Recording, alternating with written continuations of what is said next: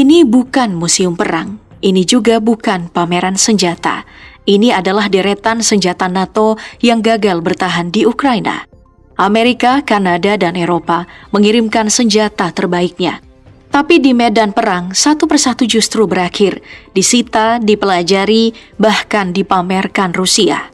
Dan kita mulai dari kendaraan yang digadang-gadang tahan ranjau dan peluru, tapi realitanya jauh dari itu.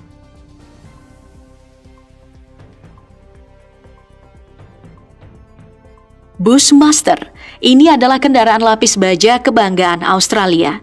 Tangguh, mahal, dan dibanggakan karena perlindungan anti ranjau serta balistiknya. Kendaraan ini bukan pemain baru, namanya pernah harum di Afghanistan. Juli 2012, Bushmaster memimpin konvoi pengiriman pasokan dan berhasil membawa pasukan selamat melewati ancaman ranjau. Rekam jejak ini membuat Australia percaya diri. Sejak perang Ukraina pecah, lebih dari 120 unit Bushmaster dikirim ke Kiev. Di fase awal perang, kendaraan ini dipuja-puja tentara Ukraina. Bushmaster dianggap penyelamat nyawa. Ranjau meledak, tapi pasukan tetap hidup dan sampai ke tujuan. Tapi perang Ukraina bukan Afghanistan. Perlahan, satu demi satu Bushmaster mulai tumbang. Bukan hanya rusak, tapi ditinggal, disita, bahkan dipamerkan. Mei 2022 di perbatasan Donetsk-Luhansk, sebuah Bushmaster jatuh ke tangan Rusia dan dipajang sebagai rampasan perang di Kremlin. Pesannya jelas, senjata NATO bisa dikalahkan. Agustus 2024, nasib serupa pun terulang. Satu unit Bushmaster hangus terbakar di perbatasan barat Kursk. Dan klimaksnya terjadi pada Maret 2025. Kementerian Luar Negeri Rusia merilis video, satu Bushmaster hancur total, satu lagi masih berfungsi. Rusia bahkan menyatakan kendaraan ini akan digunakan kembali untuk melawan Ukraina. Dari simbol perlindungan, Bushmaster berubah menjadi simbol ironi. Dan ini baru permulaan.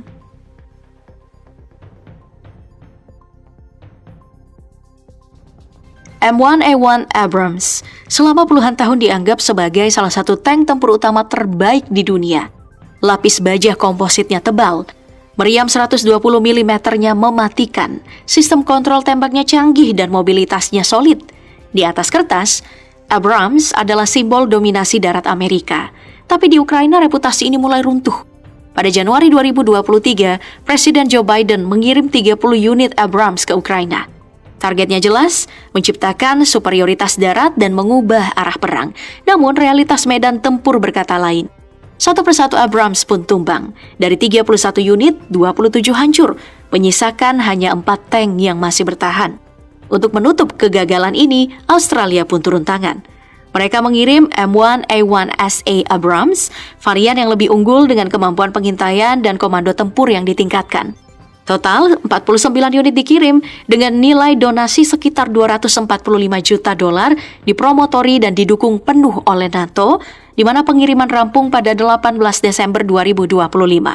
Tapi tamparan itu datang cepat. Belum genap seminggu, satu M1A1SA Abrams dihancurkan Rusia. NATO dibuat malu, tapi yang paling memalukan bukan kehancurannya. Tank ini disebut-sebut langsung dikirim Rusia ke Cina sebagai hadiah Natal, bukan untuk dipajang, tapi untuk diteliti. Abrams tak hanya kalah di medan perang, ia kalah di meja analisis.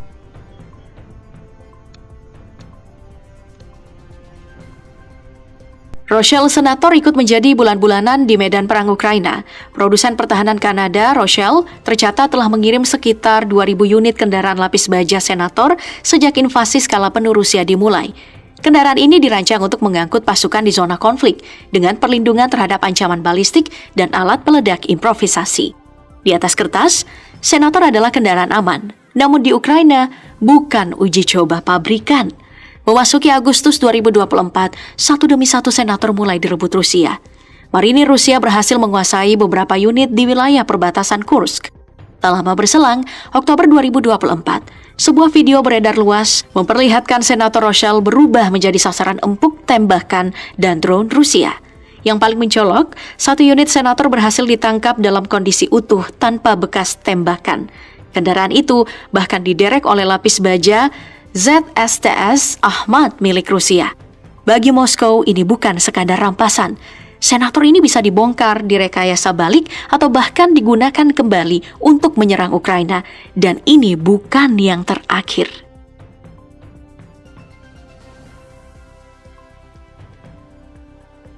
Bukan hanya senator yang tak mampu berbuat banyak di Ukraina. Kendaraan lapis baja Kanada lainnya, LAV Super Bison, bernasib serupa. Padahal Kanada telah mengirim 39 unit kendaraan ini ke Angkatan Pertahanan Ukraina sebagai bagian dari paket bantuan militer senilai lebih dari 30 juta dolar. Tapi di medan perang, angka dan harga tak lagi berarti. Pada Juni 2025 di wilayah perbatasan Oblast Sumy, terjadi momen yang memalukan. Prajurit Rusia dari Resimen Senapan Motor ke-22 berhasil membajak satu unit LAV Super Bison, bahkan di depan mata tentara Ukraina. Kendaraan itu direbut nyaris tanpa perlawanan berarti. Bagi Rusia, ini kemenangan taktis. Bagi NATO, ini tamparan keras.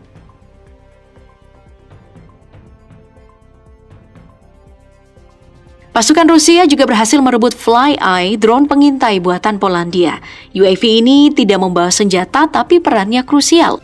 Dengan jangkauan sekitar 50 km, ketinggian operasi hingga 4 km, serta kamera EOIR, Fly Eye digunakan untuk pengintaian siang dan malam. Fungsinya mirip dengan Orlan 10 milik Rusia, yakni mengawasi medan tempur, mengoreksi tembakan artileri, dan memantau pergerakan musuh. Menurut klaim Rusia, Fly Eye disita saat pertempuran di wilayah Luhansk.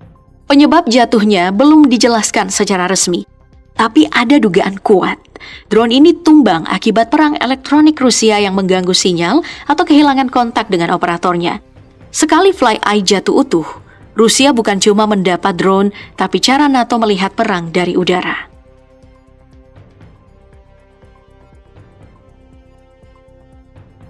Senjata yang pernah dijuluki Wonder Weapon Ukraina, kendaraan lapis baja berat Azovets, juga dilaporkan jatuh ke tangan Rusia pada April 2024. Azovets adalah proyek ambisius yang diperkenalkan sekitar tahun 2015 hingga 2016, dirancang dengan perlindungan sangat tebal, senjata otomatis, dan sistem kendali jarak jauh. Tapi ambisi ini tidak pernah matang. Azovets dinilai terlalu berat, mahal, dan bermasalah secara teknis. Kendaraan ini tidak pernah diproduksi massal dan sejak 2016 praktis menghilang dari publik, dianggap sebagai proyek mati. Penangkapannya kini lebih bersifat simbolis. Azovets menjadi pengingat bahwa senjata ajaib dalam propaganda perang seringkali tak sejalan dengan realitas teknis dan kerasnya medan tempur.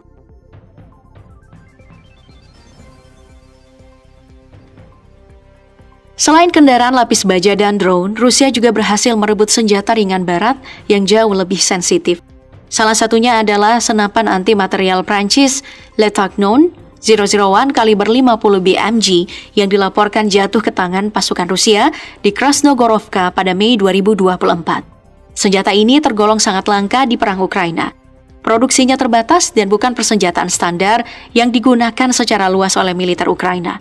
Le Tacnon 001 bukan dirancang untuk pertempuran infanteri biasa. Fungsinya adalah menghancurkan target material, kendaraan ringan, radar, posisi tembak, hingga peralatan militer dari jarak jauh. Kaliber 50 BMG memberinya daya tembus tinggi, tapi bobot senjatanya yang berat, serta logistik amunisi yang rumit membuatnya kurang praktis di medan perang Ukraina yang cepat, dinamis, dan penuh drone. Penemuan senjata langka ini mengindikasikan masuknya perlengkapan non-standar dari Barat, sekaligus memperlihatkan satu kenyataan pahit.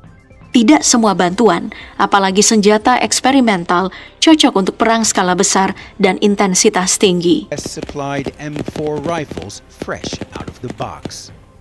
Away from the front line. Saat merebut Ivanopoli, pasukan Rusia mendapat tangkapan besar, senapan infanteri, ATGM, perangkat optik sampai alat pengawasan. Rampasan ini bukan sekadar keuntungan material.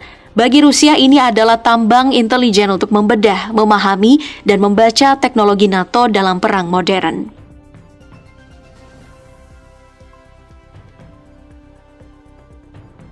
Di balik deretan senjata yang hancur dan disita, tersimpan dampak politik dan militer yang jauh lebih besar. Total bantuan ke Ukraina terus membengkak, memicu tekanan ekonomi di Eropa. Harga hasil panen pun anjlok, kebijakan pertanian Uni Eropa diprotes petani, dan publik mulai mempertanyakan prioritas pemerintah mereka. Di tingkat elit, perpecahan kian meruncing. Bantuan finansial untuk Ukraina senilai 90 miliar euro atau sekitar 1.765 triliun rupiah menjadi sumber konflik politik internal. Bahkan bagi Amerika Serikat, figur seperti J.D. Vance sudah memberi sinyal penolakan terhadap penggunaan dana sebesar itu untuk Ukraina. Di saat bersamaan, Rusia mengambil langkah drastis. Moskow resmi mulai menarik diri dari kerangka kerjasama militer pasca Perang Dingin dengan negara-negara Eropa. Fakta yang dulu dibangun untuk kepercayaan, transparansi, dan pencegahan konflik kini runtuh satu persatu. Artinya sederhana tapi berbahaya. Eropa semakin buta terhadap Rusia, ruang diplomasi menyempit, dan resiko eskalasi akibat salah tafsir militer semakin besar. Perang Ukraina tak hanya menghancurkan senjata, tapi juga fondasi keamanan Eropa.